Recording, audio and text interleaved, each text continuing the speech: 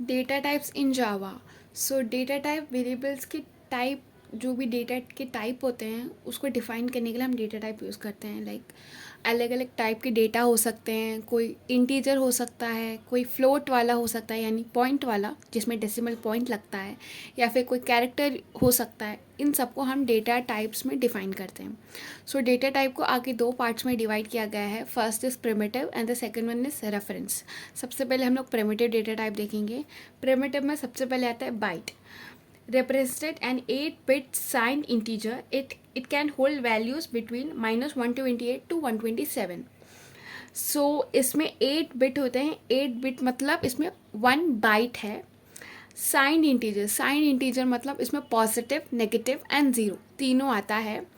And इसका range इतना है, लाइक हम इसमें -128 से लेकर 127 तक का जो भी है हम स्टोर कर सकते हैं। अब इसको यूज़ कैसे करेंगे? सबसे पहले हमें बाइट लिखना है एंड हमारे आइडेंटिफायर का नाम, यहाँ पे हमारा आइडेंटिफायर का नाम बी है, is equal to initialization. Like आप कुछ भी यहाँ पे लिख सकते हैं but within this range. तो आपको एक कंडीशन ध्यान देनी है कि आपको बाइट का बी स्मॉल लिखना है, क्योंकि जावा इज केस सेंसिटिव, तो आप कैपिटल बी नहीं लिख सकते। लेकिन आइडेंटिफायर आप कुछ भी नाम दे सकते हैं, उसका कोई इशू नहीं है, बट आपको बाइट में ध्यान देना। Next is short.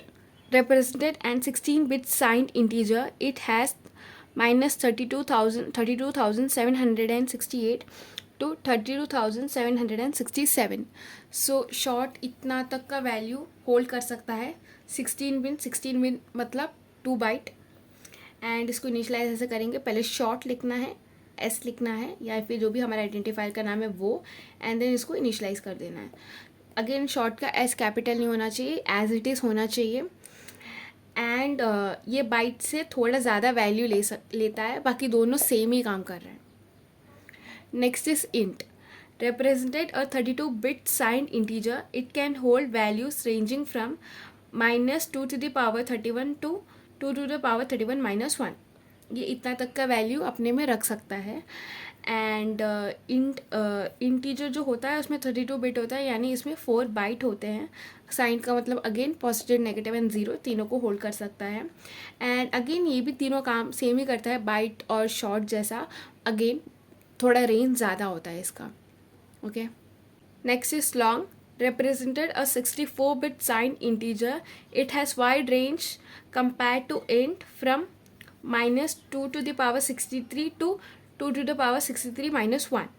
So again long भी सेम ही काम करता है इंट, शॉर्ट और बाइट जैसा, बट इसमें एक ही डिफरेंस है कि ये थोड़ा वैल्यू ज़्यादा लेता है उन तीनों से। इसको ऐसे डिफाइन करेंगे, लॉन्ग लिखना है, अगेन आपका आइडेंटिफायर का नाम एंड आपको जो वैल्यू देना है वो, एंड लास्ट में semicolon. Float. Representing a 32-bit floating point number. It has useful for representing decimal values. It has higher range than int but lower precision compared to double. So float क्या करता है? Point वाले value यानी decimal point वाले value को hold करता है। अब तक हम सिर्फ नॉर्मल नंबर को ले लेते हैं जिसमें पॉइंट नहीं था, यानी बस पॉजिटिव नेगेटिव को, बट फ्लोट में हम पॉइंट वाले नंबर को भी ले सकते हैं। एंड इसका रेंज इनसे ज़्यादा होता है बट डबल से कम। डबल हम नेक्स्ट देखने वाले हैं। इसको इनिशलाइज ऐसे करेंगे, फ्लोट का कीवर्ड है फ्लोट, एंड आप अगेन आइडेंटिफाई कुछ भी दे सकते हैं। यहाँ पे एफ लिखना ज़रूरी नहीं है, आप कुछ भी दे सकते हैं। एंड देन यहाँ पे हमने वैल्यू दी है एंड लास्ट में एफ लिख दिया। ये आपको ऐसा फ्लोट में लिखना ज़रूरी है क्योंकि कंपाइलर को समझ में आता है कि वो फ्लोट वैल्यू है, तो आपको जो भी वैल्यू लिख के लास्ट में एफ लिख देना। Double. Representing a 64-bit floating point number, it provides higher precision compared to float. It is often used for precise calculations. तो डबल भी सेम करता है, फ्लोट वाला काम ही करता है, बट अगेन इसका रेंज फ्लोट से भी ज़्यादा है। एंड इसको डिफाइन ऐसे करेंगे, डबल एंड देन हमारा आइडेंटिफायर का नाम एंड देन जो भी वैल्यू है वो, एंड बस ये फ्लोट में ज़्यादा प्रिसिशन तक ले सकता है। Next is Boolean. Represents a data type with only two possible values, true or false. It is commonly used in conditional statements and logical expressions. तो Boolean हम वहाँ यूज़ करते हैं जहाँ पे हमारा आंसर सिर्फ ट्रू या फॉल्स में आ सकता है।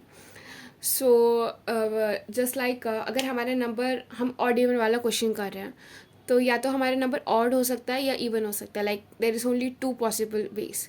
वैसा ही बुलियन को यूज़ कर सकते हैं, लाइक ओनली 2 पॉसिबल वेज, या तो इवन हो सकता है या तो ऑड हो सकता है। इसको डिफाइन अगर हमें कहीं यूज़ करना है बुलियन को, हम ऐसे यूज़ कर सकते हैं, बुलियन इस इवन करके मैंने एक वेरिएबल बनाया, in this equal to true किया है, तो यहाँ पे आप फॉल्स भी कर सकते हैं, कैसे भी कर सकते हैं इसको use. Next is char, representing a single 16-bit Unicode character.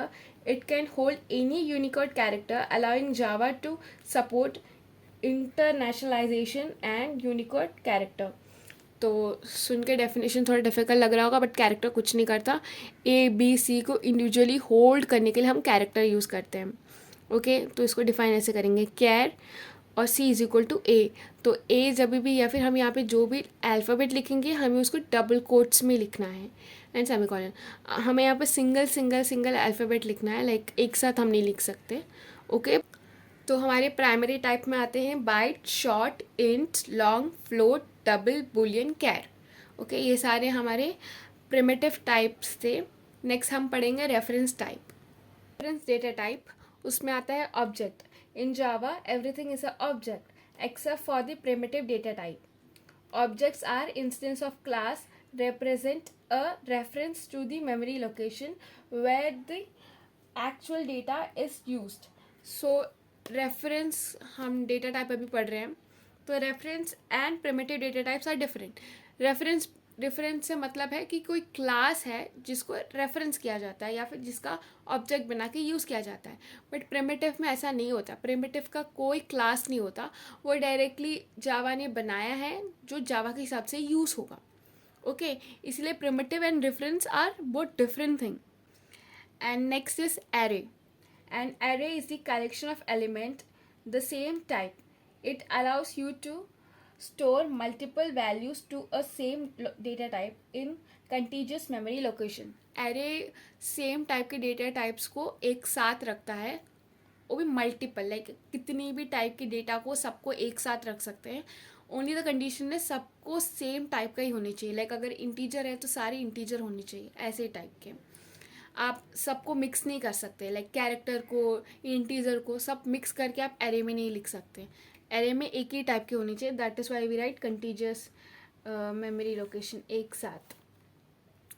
And इसको हम लोग इनिशलाइज ऐसे करेंगे, इंट, और इंट के आगे एक स्क्वायर ब्रैकेट बनाया है, या तो आप इंट के आगे बना लो या तो फिर ये ARR जो लिखा है उसके आगे बना लो। ये हमारा आइडेंटिफायर है ARR, ये हमारा एक डेटा टाइप हो गया। और सर्कल ब्रैकेट बनाए, स्क्वायर ब्रैकेट बनाए, इसका मतलब ये हमारा एक एरे है इज इक्वल टू, और आपको कर्ली ब्रेसेस में आपके वैल्यूज़ लिखनी है। यहाँ पे हमारे वैल्यू है 1 2 3 4 and 5, and that after semi curly braces you have to write a semicolon. So पहला है ये हमारा डेटा टाइप, एंड ये हमारा एरे है तो हम बॉक्स बनाएंगे, स्क्वायर ब्रैकेट बनाएंगे, एंड देन ये हो गया हमारा आइडेंटिफायर का नाम, ये हो गया हमारे values which should be in curly bracket and then semicolon. String in Java are sequence of character. They are immutable, meaning that once they are created, the value cannot be changed. String in Java are widely used for the text manipulation and are treated as an object rather than a primitive type. So string हम लोग character के sequence को store करने के लिए use करते हैं।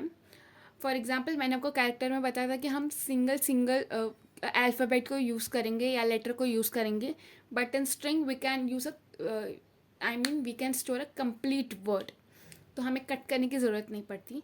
तो स्ट्रिंग को यूज़ करने के लिए सबसे पहले हम लोग स्ट्रिंग लिखेंगे with a capital S, and then हमारा आइडेंटिफायर का नाम, एंड देन हमारी वैल्यू जो भी हमें स्ट्रिंग में डालना है वो। एंड आई होप आपको वीडियो समझ में आया हो। So if you like the video please consider liking and subscribing the channel. Thank you.